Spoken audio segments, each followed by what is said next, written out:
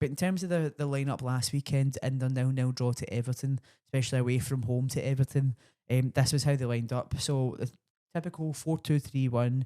Digne left Digne at left back, Mings and Konsa as the centre halves, Matty Cash on the right, Tielemans in Bogart in the middle, McGinn, Rogers and Buendia, followed up by Watkins up top. So all them names, players, people that on their day can get the best of you. And I think more than anything, I'm actually kind of laughing because since I've seen Noah Siddiqui, partially in my head, apart from the fact that he's like Kante and covers every blade of grass, he kind of reminds me of John McGinn, that short, stocky, like bulldog player who's just afraid of nothing. I love those type of players, and obviously being Scottish, I do love John McGinn. So I've always laughed about that when I've seen Noah Siddiqui. So the fact we're getting to see the two of them up against each other again this week, I think there's lots to be excited about with this game. And I think there's lots to be excited about because we're a Sunderland team who have won their first two games at home this season and won them. I mean, we looked good.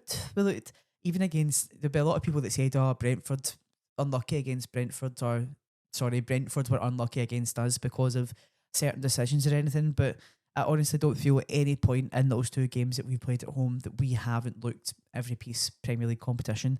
And I think after that game last week against Palace as well, I feel fairly confident coming into this one against Villa.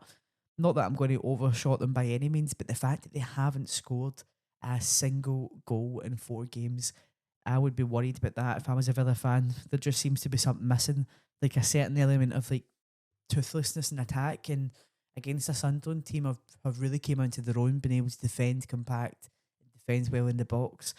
I feel like Sunderland have got a decent chance up against us. Now look, I am filming this at the start of the week, so currently at this minute in time, I've not been able to see any update on Enzo Lefebvre's situation. So if you're watching this come the weekend, you'll know more than me by now on what that situation looks like. But from a Sunderland perspective, I would be starting Enzo Lefebvre if we get the chance to start him in this game. I don't mind keeping Wilson up top. I don't think that Wilson was really given realistically a massive opportunity against Pals because the balls just weren't getting fed through to him like that.